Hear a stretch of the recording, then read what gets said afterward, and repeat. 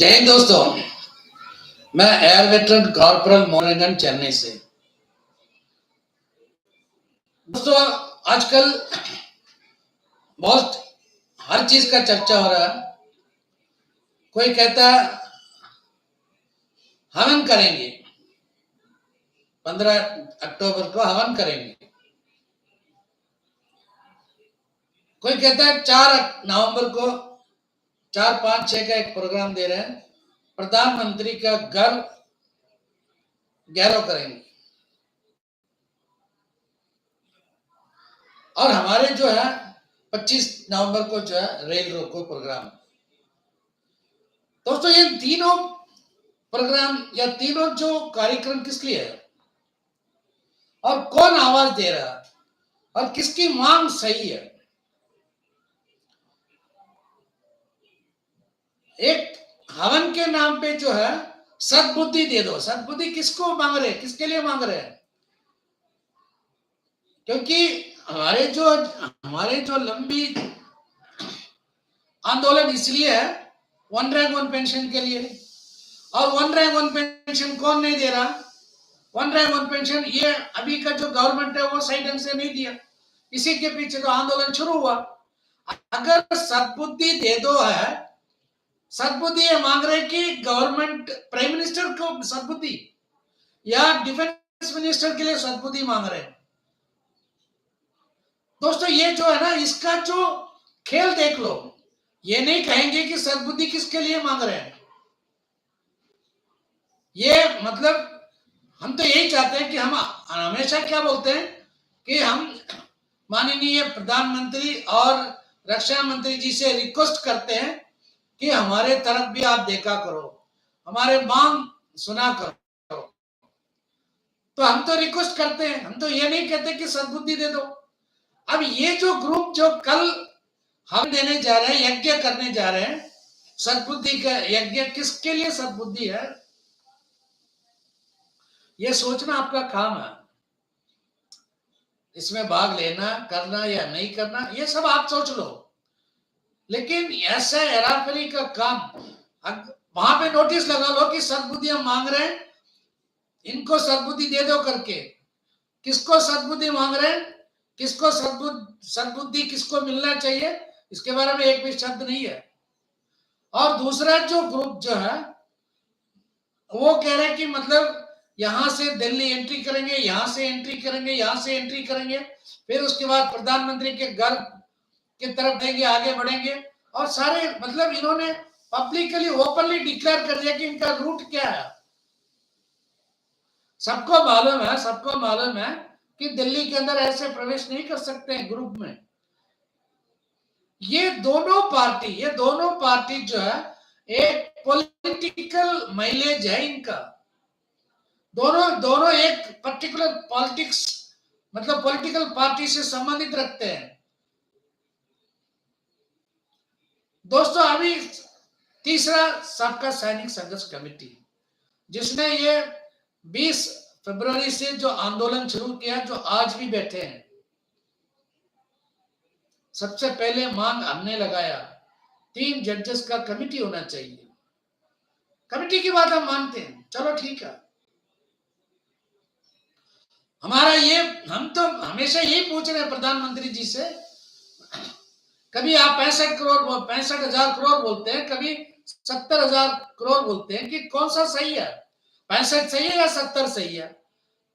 चलो दोनों में मतलब दोनों सही है, तो 70,000 करोड़ आपने किसको दिया है? हम तो यही जानना चाहते हैं आपसे। इसके बारे में आप क्यों नहीं बात करते हैं? आपके कोई अधिकारी बात करने के लिए राजी नहीं है इसके बारे में। हमने हर कोशिश लगातार ट्राई किया आप तक मैसेज पहुंचाने के लिए। प्रधानमंत्री की कार्यालय में जो मेमोरेंडम दिया, डिफेंस मिनिस्टर को मेमोरेंडम पहुंचाया, यहां तक कि हमारे सुप्रीम कमांडर हर एक्सेलेंसी को भी दिया, लेकिन किसी का कोई नतीजा नहीं निकला। हमने पार्लियामेंट घेराव, वो भी हमने ट्राई करके देखा, उसका भी कोई असर नहीं पड़ा। इसका मतलब है कि आप लोग जो है हमें जवाब भी नहीं देंगे, हमें आगे भी बढ़ने देंगे, लेकिन हमारे आंदोलन तोड़ने के लिए इन्हीं लोगों का, इनके जो पार्टी है, पार्टी के कलाकार लोग हैं जो आईटी वाले हैं, और इनकी जो इस पार्टी के जो दोनों ने, मतलब कोई पार्टी कम नहीं है इसमें, कोई मतलब रूलिंग पार्टी, अपोजिशन पार्टी या फलाना डिकाना कुछ नहीं है।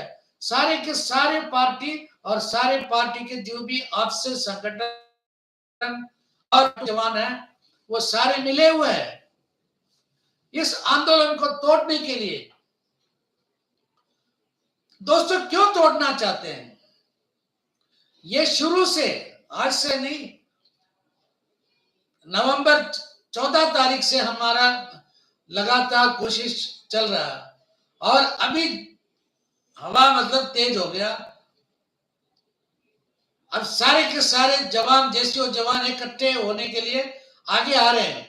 चाहे कोई डिफरेंस ऑफ ओपिनियन किसी के साथ भी हो सकता है। जब घर में 10 सदस्य हैं, 10 के 10 अलग अलग हो सकता है, लेकिन सबका एक प्रिंसिपल होना चाहिए ना।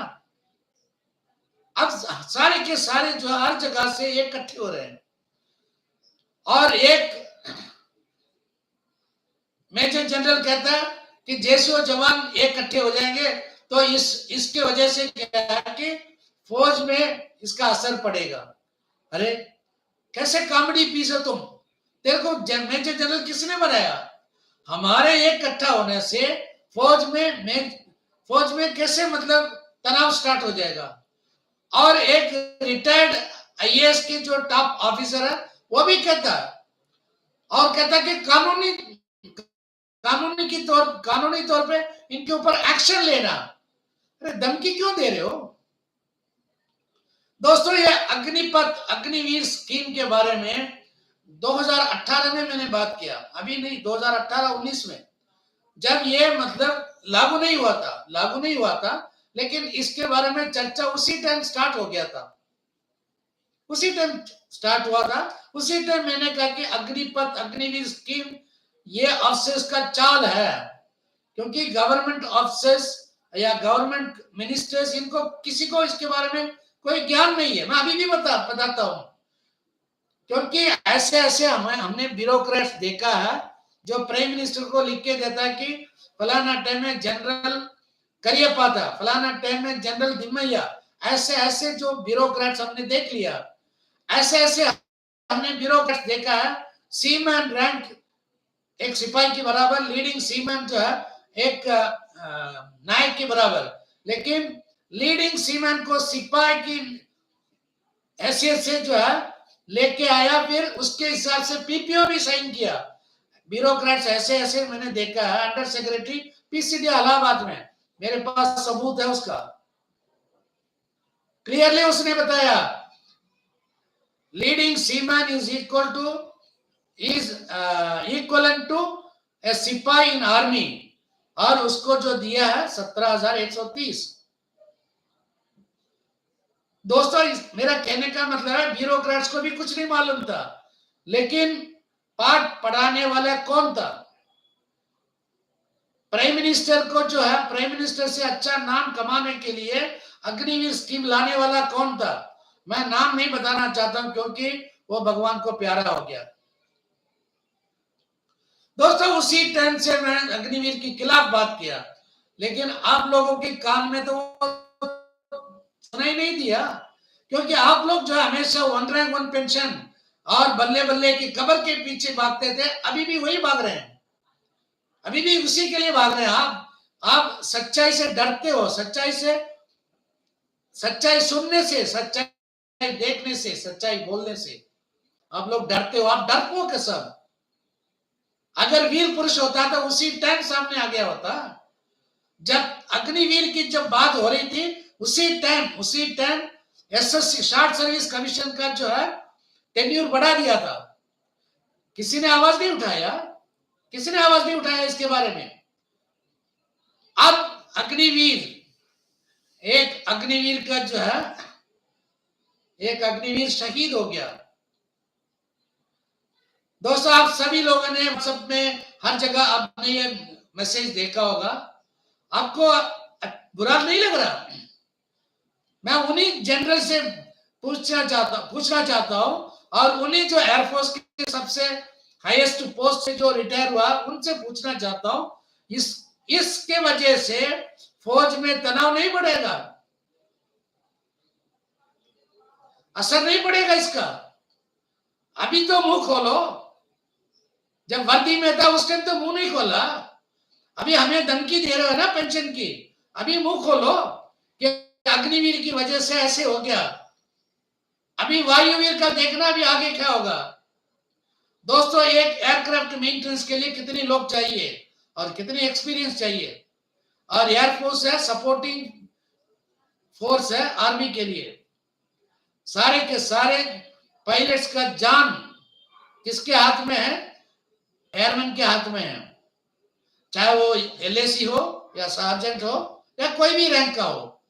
अभी अग्निवीर वहां पे वायुवीर बिठाओगे तो किसके जान के साथ आप खिलवाड़ कर रहे हो? दोस्तों, ऐसे बहुत है, ऐसे नेवी में भी है। दोस्तों, अभी जो है ना, अभी इसीलिए जो है ना, हमारा जो डिमांड है 3 रिटायर्ड जजेस का जो है कमिटी मांग रहे हैं। अब 3 जजेस का कमिटी जब बैठेगा हम उनको बताएंगे, और वो 3 जजेस कमिटी ऐसे होना चाहिए, हमारे माननीय ऑनरेबल जो है चीफ जस्टिस चंद्रचूड़ के अनुसार, उनके जो माध्यम से होना चाहिए, जो जिसको बोलते हैं मतलब कोई पक्षपात नहीं होना चाहिए, गवर्नमेंट की तरफ बात नहीं करना चाहिए, सच को सच बोलने का हिम्मत होना चाहिए। ऐसे 3 जजेस, रिटायर्ड जजेस का कमेटी बनाओ, हम उनको बताएंगे। दोस्तों, इसी के संदर्भ में 25 नवंबर को हमने रेल रोको, जो हमारे लास्ट नहीं है, उसके बाद हम अपनी जान देने के लिए, कुर्बान देने के लिए रेडी है। मैं मजाक नहीं कर रहा हूं, मेरा 70 से ऊपर हो गया। अब मुझे इस दुनिया में रह के अभी आगे क्या करना है? मैं अपनी जान देने के लिए भी रेडी हूं। 50 नहीं, 100 से ऊपर हो जाएगा जो आत्महत्या करने के लिए लिस्ट हो जाएगा। मेरा भारत महान। ऐसे ना, एक जो है कलाकार है, सिनेमा एक्टर, वो कहता है ना, जब वो अपने पासपोर्ट कहीं लेके दिखाया फॉरेन में, oh you are from so and so country, जिसका प्राइम मिनिस्टर ये है, ऐसे कलाकार है ना, तो आप उसमें भी नाम हो जाएगा। Oh you are from the country जहां मतलब लोगों ने अपने हक के लिए आत्महत्या किया, ये नाम भी आप लोगों को मिल जाएगा। आप चिंता मत करो। दोस्तों, मैं जहां तक मैं बोल सकता हूं बोल दिया, आगे इसके बारे में और बोलते रहेंगे। 25 नवंबर 2023, अभी नहीं तो कभी नहीं, ये नारा याद रख लेना। जय हिंद, वंदे मातरम, भारत माता की जय।